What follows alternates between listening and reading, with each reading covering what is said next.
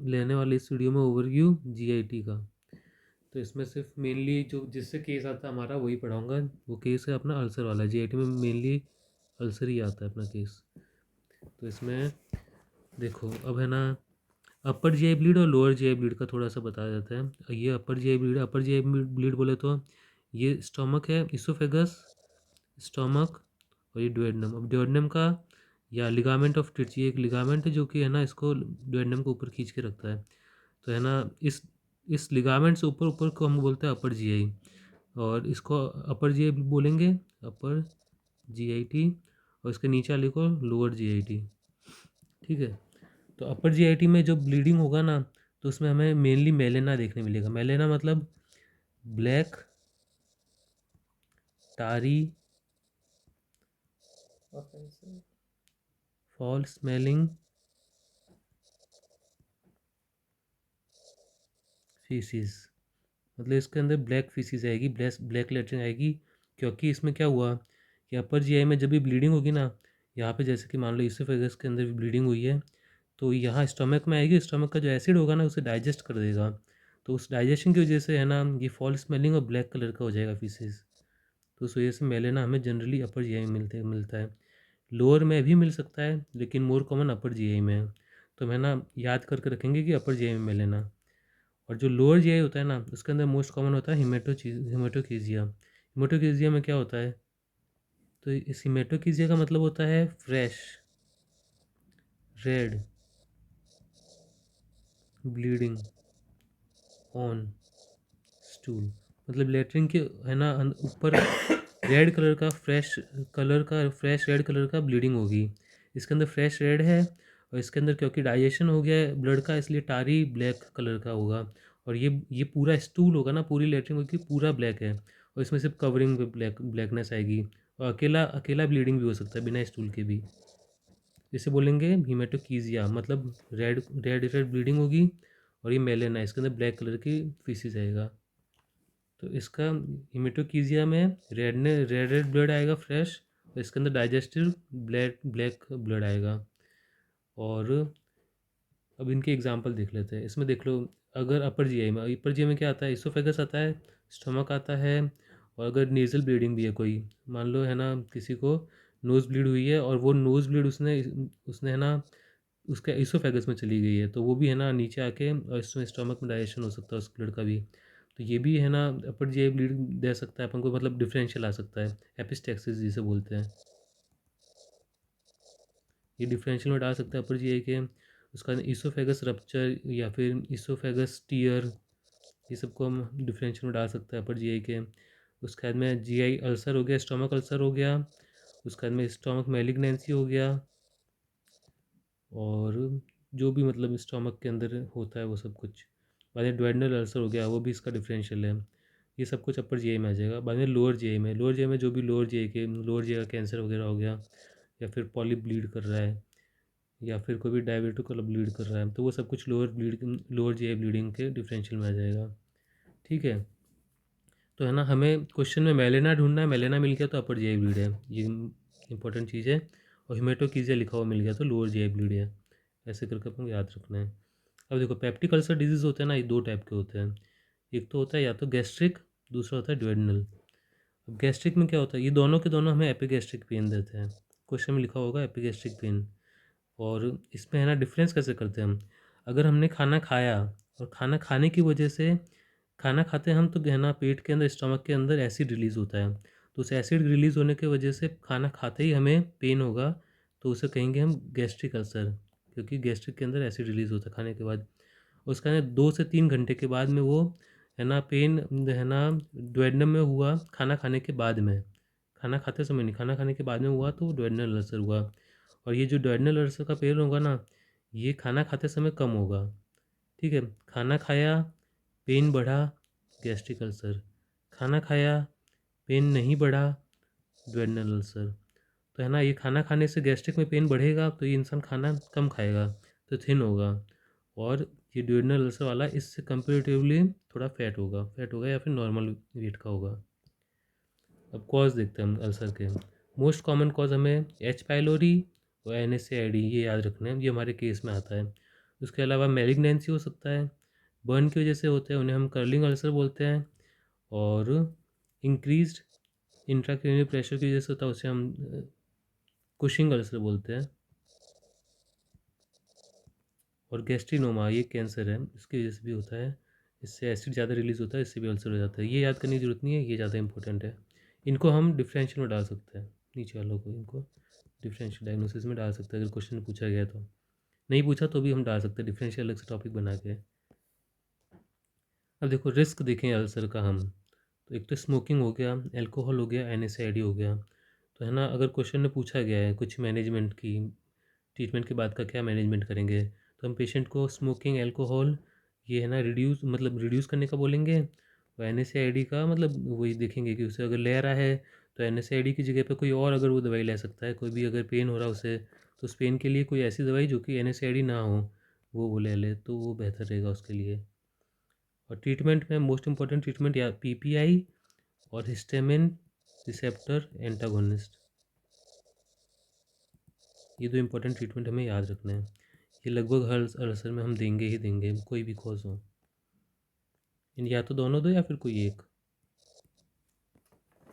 अब देखो अगर मान लो, अब मैं डायग्नोसिस बताता हूँ थोड़ा, पहले ये बता देते। देखो H पाइलोरी के डायग्नोसिस होता है ना, वो देखो 4 टाइप के हमें याद करना है। पहला सीरोलॉजी, सीरोलॉजी में क्या होता है, हम एंटीजन चेक करते हैं। तो सीरोलॉजी में हम एंटीबॉडी चेक करेंगे ब्लड के अंदर। और है ना, ये जो है ना सीरोलॉजी बहुत ही स्पेसिफिक है, मतलब कि है ना, अगर ये पॉजिटिव आया तो 90% चांस है कि बैक्टीरिया प्रेजेंट है। बैक्टीरिया कौन, H पाइलोरी प्रेजेंट है। और ये जो टेस्ट है ना, अगर ये पॉजिटिव आ गया तो सीधे ट्रीट कर दो, क्योंकि 90% स्पेसिफिक है ये टेस्ट। और है ना, इसका मेन ड्रॉबैक क्या है, अगर पेशेंट फर्स्ट टाइम है, अगर वो आया वो अपन के पास अल्सर के साथ, और हमने उसे है ना डायग्नोज किया उसके अंदर H पाइलोरी है, ठीक है, तो हमने उसे ट्रीट कर दिया, वापस से उसे अल्सर हुआ सेकेंड टाइम, तो है ना, हम इस टेस्ट को नहीं कर सकते, क्योंकि जो H पाइलोरी की वजह से जो एंटीबॉडी बन चुके हैं ना, एंटीबॉडी, वो अब लंबे टाइम तक उस पेशेंट के अंदर रहने वाले हैं। अगर उसे नेक्स्ट टाइम सेकंड टाइम में उसके अंदर H पाइलोरी नहीं भी है, सेकंड टाइम में नहीं भी है ना, तो भी एंटीबॉडी पॉजिटिव आएगा, क्योंकि उसके अंदर एंटीबॉडी रहने वाले हैं बहुत लंबे टाइम तक। तो ये सेकंड टाइम में हम नहीं करते सीरोलॉजी। सेकंड टाइम में हम क्या करेंगे, EGD करेंगे। EGD मतलब बायोप्सी करेंगे, इसोफेजियल गैस्ट्रिक ड्यूडेनल स्कोपी करेंगे, ठीक है। इसके साथ में हम बायोप्सी भी कर सकते हैं। तो बायोप्सी हम क्यों करेंगे इसके साथ, ये EGD करेंगे, ये कहना है एंडोस्कोपी, इसके अंदर हम अल्सर देख सकते हैं, ठीक है। इसमें अल्सर देखा, बायोप्सी करेंगे तो इसमें हम दो चीज़ कर सकते हैं, या तो मैलिग्नेंसी देख सकते हैं, और दूसरी चीज़ हम है ना H पाइलोरी देख सकते हैं। और ये जो है ना बेस्ट टेस्ट है, अगर कुछ ना दिखे तो ये सबसे बेस्ट टेस्ट है। ये पॉजिटिव है तो 100% उसमें अल्सर तो है ही, क्योंकि इसमें हम अल्सर देख के आ रहे हैं। और ये और अब बाकी टेस्ट बचा यूरिया ब्रेथ टेस्ट और स्टूल एंटीजन टेस्ट। ये इतने स्पेसिफिक नहीं है, इनको हम इनिशियल टेस्ट मानते हैं, मतलब urea breath test initial test है, मतलब पहला टेस्ट इसे करते हैं हम। और ये अगर है ना, ये अगर नेगेटिव आया तो इसका मतलब ये नहीं है कि है ना डिजीज़ नहीं है, डिजीज़ हो भी सकता है और फिर भी ये नेगेटिव आ जाए, बैक्टीरिया है लेकिन नेगेटिव आ जा रहा है, ऐसा भी हो जाता है।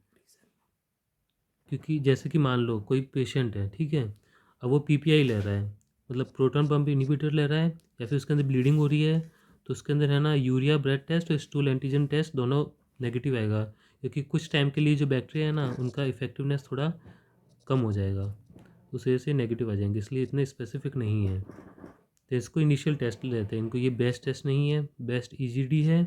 और फर्स्ट टाइम के लिए अपन सीरोलॉजी करते हैं, क्योंकि इन्वेजिव नहीं है वो। अब जो H पाइलोरी है ना, उसके अगर बैक्टीरिया हमें दिख गया, बैक्टीरिया है मान लो, या तो सीरोलॉजी से या फिर EGD से अपन को दिख गया कि बैक्टीरिया है, तो हम ट्रिपल थेरेपी देते हैं। ट्रिपल थेरेपी में क्या होता है, क्लेरिथ्रोमाइसिन देंगे, पक्की बात है, PPI देंगे, ये भी देना ही है, बाकी अमोक्सिसिलिन और मेट्रोनिडाजोल, इन दोनों में ऑप्शन है, इनमें से कुछ एक देना है, तो इसे अपन ट्रिपल थेरेपी बोलेंगे। अभी देखो ये जो चीज़ है ना, ये तीन चीज़, ये इंडिकेशन है EGD के, मतलब EGD हम कब करें, किन पेशेंट में करें, उसके लिए इंडिकेशन है। अगर या तो पेशेंट ओल्ड एज हो, ठीक है, या फिर उसके अंदर रेड फ्लैग्स हो। रेड फ्लैग्स मतलब एक्यूट ब्लीडिंग का कोई साइन हो। एक्यूट ब्लीडिंग मतलब या तो उसके अंदर मेलेना हो, एनीमिया हो, हीमेटेमेसिस मतलब खून की उल्टी आ रही हो, और क्योंकि उसके अंदर है ना एनीमिया हो रहा है, तो एनीमिया वाले पेशेंट होते हैं ना, उनका हार्ट रेट बढ़ जाता है, और जो ब्लीडिंग हो रहा है उस वजह से बीपी कम हो जाएगा, क्योंकि फ्लूइड कम हो जा रहा है उसका बॉडी में। और परफोरेशन है तो वो भी एक रेड फ्लैग है। और मैलिग्नेंसी है, और पेशेंट है मोर देन 60 ईयर ओल्ड, तो उसके अंदर मैलिग्नेंसी चेक करने के लिए हम कर सकते हैं ये ईजीडी। और थर्ड पॉइंट है more than 4 to 8 weeks not resolve, मतलब पीपीआई हमने दिया 4 to 8 वीक्स के लिए किसी पेशेंट को, और फिर भी वो ट्रीट नहीं हुआ है पीपीआई से, तो हम उसके अंदर ईजीडी करेंगे और बायोप्सी लेंगे कि रीज़न क्या है, क्यों नहीं ट्रीट हो रहा, वो कोई मैलिग्नेंसी तो नहीं है इस हिसाब से। ठीक है, तो इसमें याद रखना है ओल्ड एज, रेड फ्लैग्स में हमें मेन चीज़ याद रखनी ब्लीडिंग, और तीसरा कि रिजॉल्व नहीं हो रहा है। ये 3 चीज़ याद रखनी है, उन सब में ईजीडी करेंगे हम। तो यहाँ पे थोड़ा डिटेल में डायग्नोसिस है, ये डायग्नोसिस ये काम की चीज़ है। इसमें देखो सबसे पहले हम करेंगे इसको, ये इस चीज़ को मैं सिंप्लीफाई कर दिया, किसी को अगर ये याद करना है तो ये भी याद कर सकता है। इसको मैंने नीचे सेम चीज़ को सिंप्लीफाई करा है। इसको देखो, अगर किसी को अल्सर है तो उसका साइन या सिम्टम है, जैसे कि एपिगैस्ट्रिक पेन है, ठीक है, तो उसमें हम सबसे पहले देखेंगे उसके अंदर ब्लीडिंग है या नहीं है। ब्लीडिंग अगर है, ब्लीडिंग हम कैसे देखेंगे, या तो उसके अंदर एनीमिया होगा या फिर वेट लॉस होगा, तो उससे हमें पता चलेगा कि ब्लीडिंग हो रहा है उसके अंदर, या फिर हमें मेलेना दिख रहा है, हेमेटोकीजिया दिख रहा है, ये सब दिख रहा है, तो ब्लीडिंग प्रेजेंट है। और ये सब नहीं है तो ब्लीडिंग नहीं है।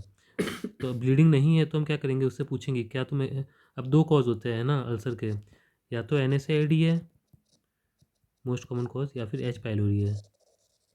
तो है ना NSAID ब्लीडिंग नहीं नहीं है तो सबसे पहले हम पूछेंगे NSAID लेते थे, और बोलेगा कि नहीं लेते थे, तो हम उसे सिर्फ PPI दे देंगे। और NSAID लेते थे अगर वो, तो पहले तो NSAID छोड़, उसे बोलेंगे NSAID मत लो, उसे PPI दे देंगे ताकि जो अल्सर हुआ है वो हील हो जाए। और अगर वो NSAID नहीं ले रहा था और फिर भी उसके अंदर अल्सर है, मतलब क्या सेकंड कॉज हो सकता है H पाइलोरी। अब हम H पाइलोरी के लिए डायग्नोस करेंगे। तो इसमें अगर फर्स्ट टाइम वो आया अपने पास में, मतलब पहली बार उसे ये सिम्टम आया अल्सर के, तो उसके अंदर हम सीरोलॉजी करेंगे क्योंकि इन्वेजिव नहीं है। और वो सेकंड टाइम अगर आया है तो उसके अंदर हम एंडोस्कोपी करेंगे। क्यों, क्योंकि सेकंड टाइम में सीरोलॉजी वैसे भी पॉजिटिव आता है, सीरो पॉजिटिव आता है, इसलिए हम एंडोस्कोपी करेंगे सेकंड टाइम के अंदर। और अगर सीरोलॉजी नेगेटिव आया, मतलब सीरोलॉजी क्या बताता है कि एच बैक्टीरिया है कि नहीं, H पाइलोरी बैक्टीरिया ही नहीं है तो PPI दे देंगे या फिर हिस्टामिन एंटागोनिस्ट दे देंगे। और बैक्टीरिया है तो ट्रिपल थेरेपी, ठीक। बैक्टीरिया नहीं है तो PPI एच हिस्टामिन एंटागोनिस्ट, और बैक्टीरिया है तो ट्रिपल थेरेपी। अब हमने एंडोस्कोपी किया विद बायोप्सी, तो एंडोस्कोपी किया तो सबसे पहले देखेंगे अल्सर है या नहीं है। अगर अल्सर ही नहीं है, ठीक है, तो सब कुछ रूल आउट हो गया। अल्सर नहीं है तो ये जो सिम्टम आ रहे थे, ये जो ऊपर सिम्टम आ रहे थे, ये अल्सर के ही नहीं है, कुछ और ही कॉज है, मान लो GERD के कॉज है, या फिर कोई और जो भी कॉज हो सकता है, कार्डियक कॉज हो सकता है, या किसी और का भी कोई भी कॉज हो सकता है। अब इसमें अगर मान लो अल्सर है तो हम H पाइलोरी का टेस्ट करेंगे। H पाइलोरी का टेस्ट किया, अगर बैक्टीरिया प्रेजेंट है तो हम ट्रिपल थेरेपी करेंगे, बैक्टीरिया नहीं है तो हम PPI या हिस्टामिन एंटागोनिस्ट दे देंगे। ठीक, ये हमारा हो गया, डायग्नोसिस हो गया प्लस ट्रीटमेंट हो गया, ये पूरा हो गया। ठीक, अब ये हमने GI का ओवरव्यू ले लिया है। अब इसके बाद में जो नेक्स्ट वीडियो में डालने वाला हूँ उसके अंदर हम एक केस करेंगे जो कि इस GIT से रिलेटेड होगा।